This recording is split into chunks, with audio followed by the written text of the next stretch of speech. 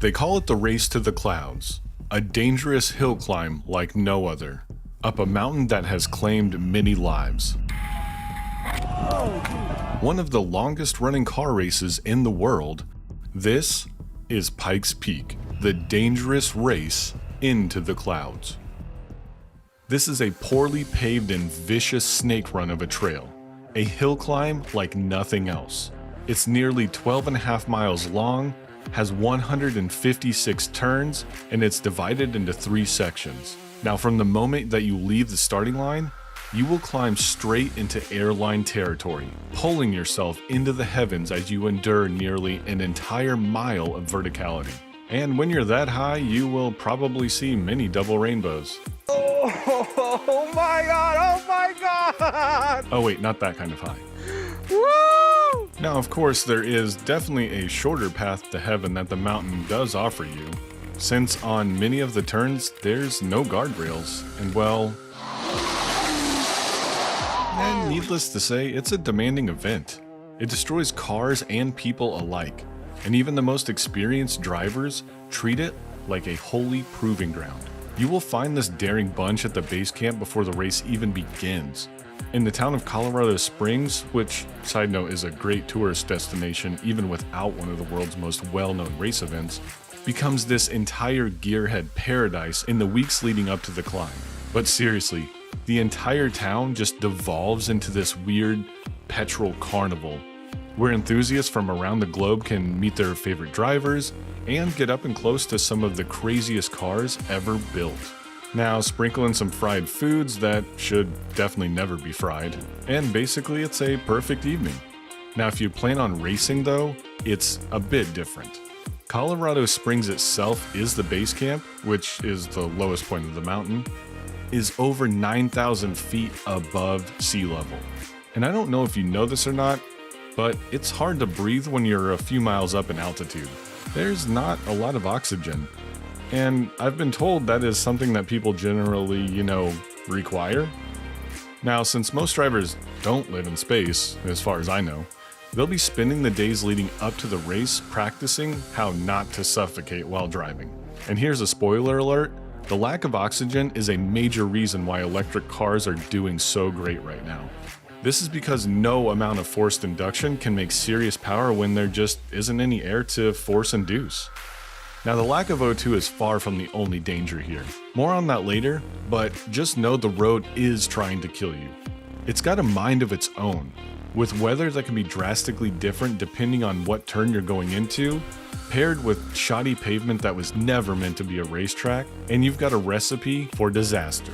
Due to the danger, many drivers have developed these little rituals to help deal with the gods of the peak. Now, race car drivers are already a superstitious bunch, and if you don't believe me, go into any pit stop wearing a bright green t-shirt and see how fast you get chased off. Now, when you combine that with a snow-covered peak, these mystical Sherpas selling artifacts like bull moose teeth pendants, along with the ritualistic prayer trees that surround the starting line, you've got yourself a pretty intense experience. One that is very unique, and I suggest you experience it for yourself. Seeing every driver praying to their higher power before starting a run is simply the norm, and it has been since this whole insane event started. So let's go back to the start. A dude named Zebulon Pike, who was this army explorer back in 1806, was forced by then President Thomas Jefferson to go explore the West, and that's when he saw it. The most magnificent mountain he had ever seen. So, what did he do? He tried to climb it, of course, but he straight up failed. So that's when he declared that it was way too dangerous for anyone else to attempt, and it was an impossible task. Maybe we should have listened to him.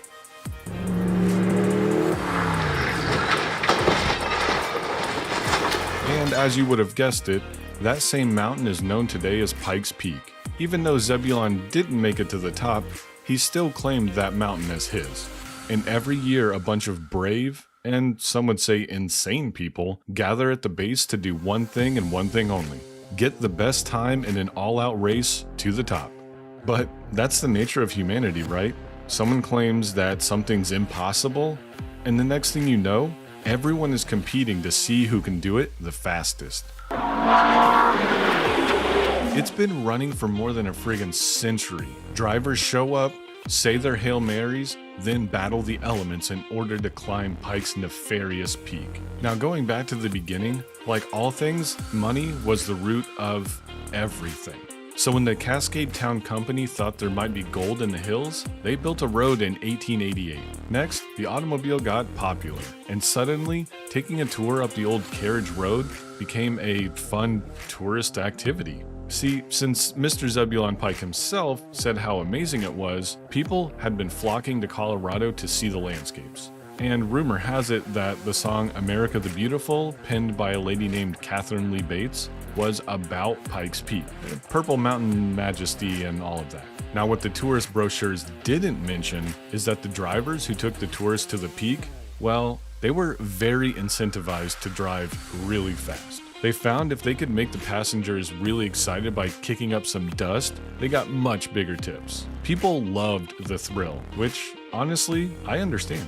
Now enter this dude named Spencer Penrose, who saw dollar signs hidden amongst the beautiful mountains. So what did he do? He slapped a finish line at the top of the old carriage road, and in 1916, the very first Pikes Peak hill climb began. And it was a way bigger success than anyone could have imagined. All of the news outlets showed up, along with many brave and daring racers attempting this challenge. They were all trying for the $2,000 cash prize, which back then was a huge amount. Now, in that first year, a 22-year-old from Washington named Ray Lentz took that prize, setting the very first timed record of 20 minutes, 55 seconds. Pretty good for a car named Romano Demon Special, which was a chain-driven, spoke-wheeled go-kart that looks about as safe as licking lava. Yum. And since then, the race has been held every year, minus a few years off for the World Wars, making it the second longest running race in the United States, just behind the Indy 500. Few events have the prestige and the history of the Race to the Clouds, but even fewer have the infamy, since it didn't take long for the race to claim its very first victim. And that first victim was Wallace Coleman in 1921. He had returned home recently from World War I and decided to follow his dreams of becoming a race car driver. At the time, he was just a sales manager for none other than Chevrolet. They actually provided the car that he used to win the Denver to Pueblo rally, and then he used that one to enter this Pikes Peak race. And unfortunately, his car failed to keep traction on the loose gravel. He swung wide on a hairpin turn and rolled his Chevy Roadster right down the side of the mountain. The reason was because there's no guardrails. There's almost none today, and there were certainly not any back in 1921. But this is racing though, and the threat of death is never a deterrent. In fact, for some madmen, it seems to be their driving factor. Being so close to the veil between the living and the dead, they say it makes them feel very alive.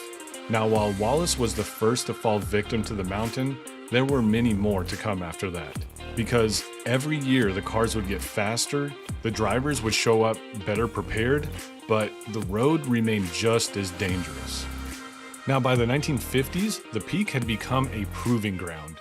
Off-season race car drivers would settle their differences on the cliff sides, and any amateur who wanted to test their iron could throw themselves into the mix. Then, the mountain would separate those with grit from those who were destined for failure, because on the windy road, status doesn't mean a thing. Now, between 1953 and 1962, the finishing record was broken every single year. Some of the most badass drivers piloting some of the most badass cars experimented and pushed the limits every single time.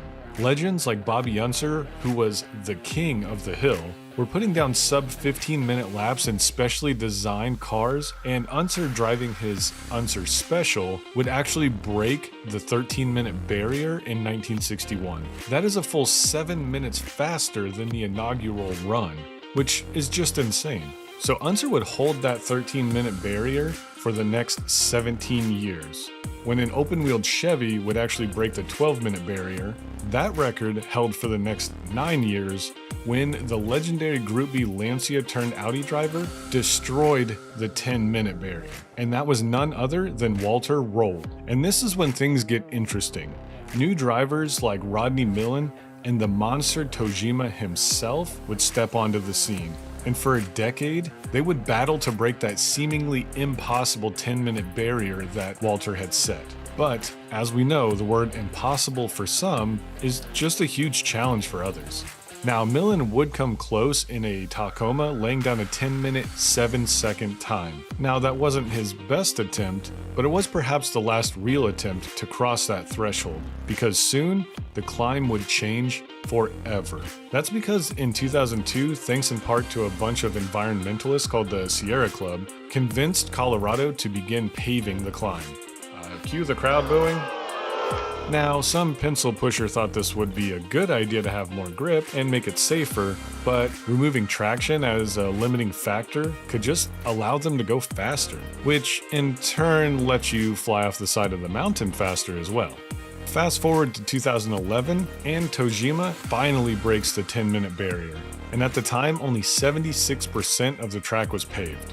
And with the track paved, Reese Millen, which is Rod Millen's son, would take the record in 2012, just before losing it to rally legend Sebastian Loeb. And then, in 2018, something amazing happened. Something that Zebulon Pike could have just never have imagined. Romain Dumas made it up the impossible mountain in less than 8 minutes while piloting the electric Volkswagen IDR.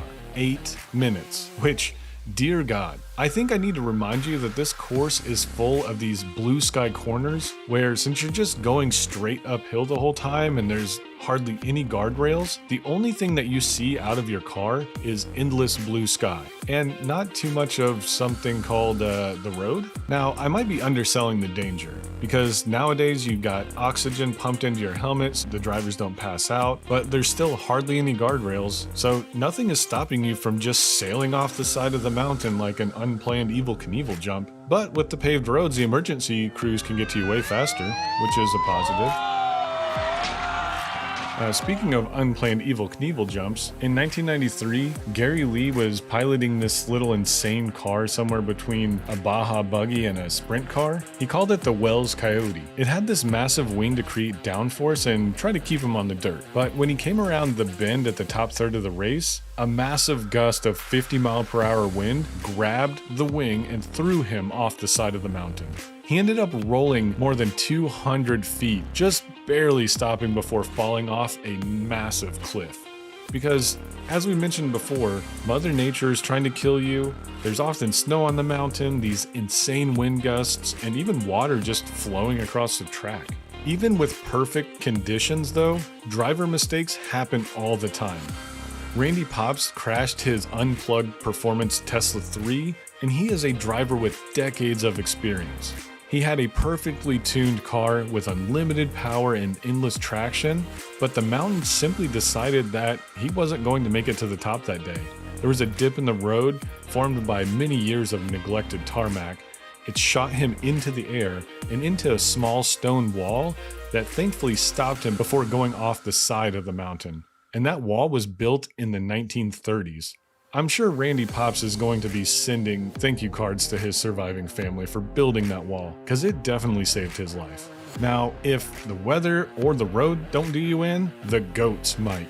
As Travis Pastrana found out firsthand in 2019, these goats aren't really big followers of rules.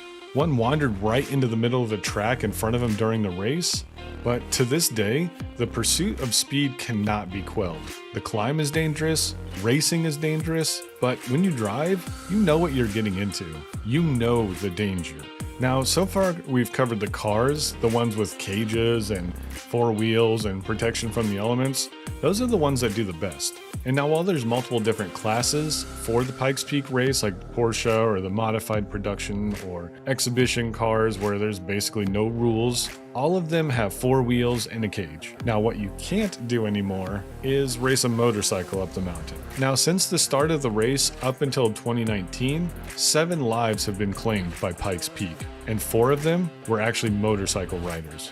And after Carlin Dune's life was taken in 2019, they shut down the option to race a motorcycle up the hill. I don't know if I agree with that decision because everyone knows the dangers getting into it, but we can respect it. But for everyone who's entered the race, none of them were deterred by the danger. Each one stepped into the driver's seat of their specially engineered machines, whether it was a front-wheel drive monster, a converted dirt car, or a little four-cylinder, whatever that thing is, and they set about to prove themselves. Because that is the nature of this rare breed. Ray Lentz was only the first to take the title, but he wasn't the first race car driver, and he wasn't the last one to feel the call of the peak, who some guy dared called too dangerous and impossible to climb. Now, if you made it this far, I definitely appreciate you watching. If you liked the video, give it a thumbs up. And if there's something you didn't like or something I could improve on, just let me know in the comments. Also, what would you like to see next?